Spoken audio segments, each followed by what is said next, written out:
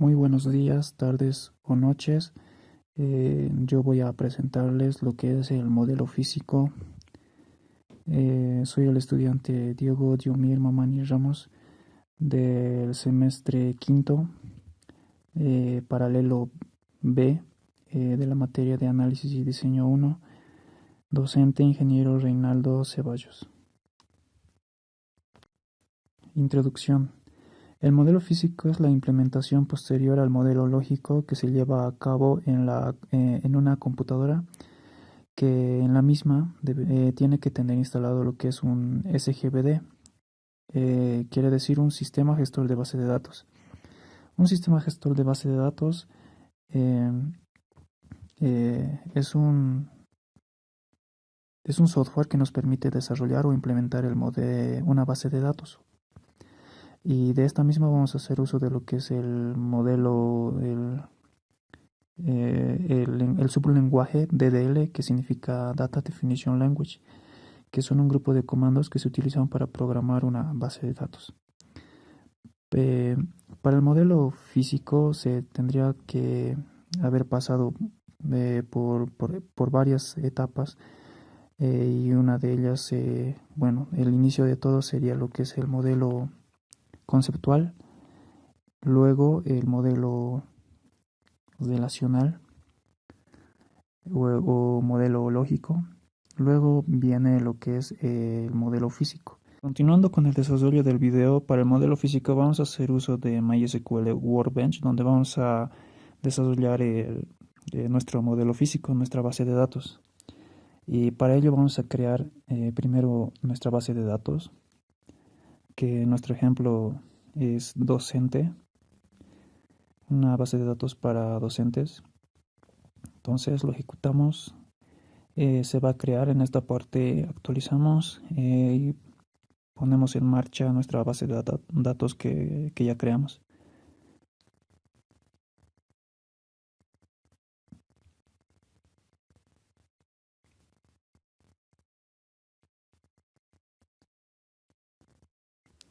Una vez teniendo uso de la base de datos que ya creamos, em, tenemos que revisar muy bien lo que es nuestro modelo lógico, que bueno, en sí sería el modelo relacional. Para eso tenemos que fijarnos muy bien eh, eh, qué, qué, qué tablas son las que se tienen que crear primero. Por ejemplo, a partir de nuestro modelo lógico, tenemos que crear lo que es eh, de la tabla departamento. Escribimos aquí como clave primaria nuestra clave, también nuestro campo, que sería nombre con un tipo de dato varchar. Luego colocamos otra columna, que sería director, también con el tipo de dato carácter. Le ponemos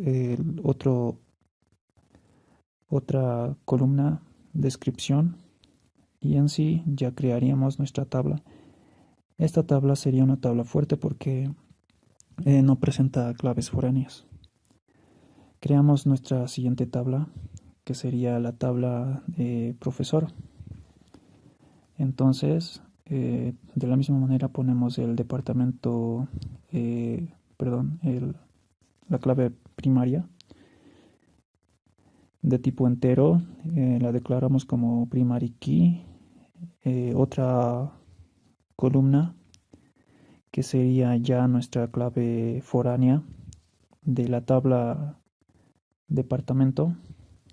Del mismo tipo de valor, creamos otra columna, que sería nombre, con su tipo de dato, también la dirección del profesor, eh, también de tipo de dato varchar de longitud 20. Otra columna, que sería el teléfono de tipo entero con una longitud de, por ejemplo, 7 dígitos. Y aquí vamos a hacer uso de la clave foránea. Aquí estamos declarando con foreign key, le ponemos la columna que va a ser nuestra clave foránea, que llegaría a ser la clave primaria, pero de otra tabla, y en nuestro caso sería el- de la tabla departamento. Y posteriormente referenciamos a la tabla que tiene la clave primaria original. Entonces, ya teniendo las dos tablas en un script en nuestro código, vamos a crear lo que es la siguiente tabla.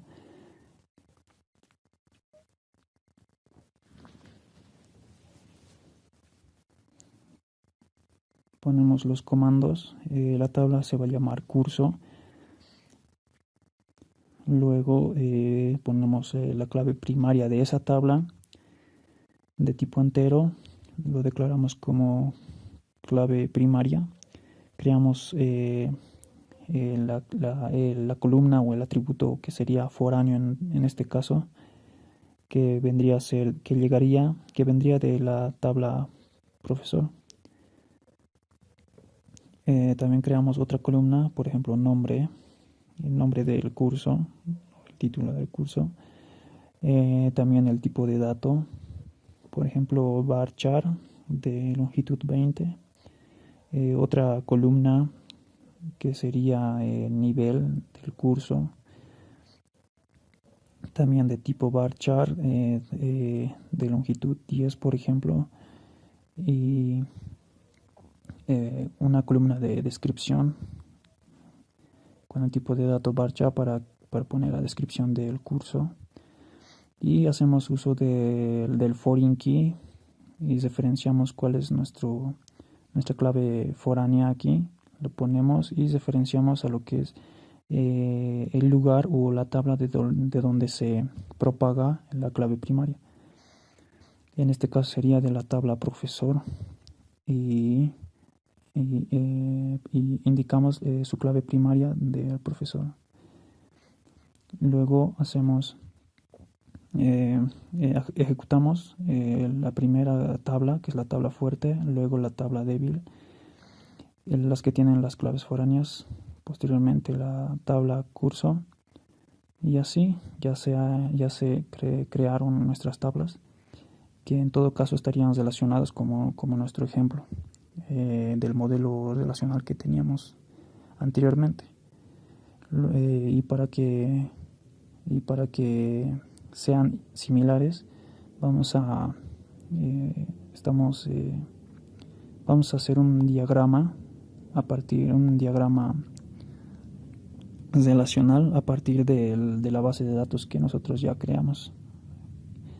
Y aquí tenemos lo que es nuestras tres tablitas de ejemplo para este video, y cada una tiene sus llaves primarias y dos de ellas tienen llaves foráneas, que bueno, las llaves foráneas harían que una tabla sea débil.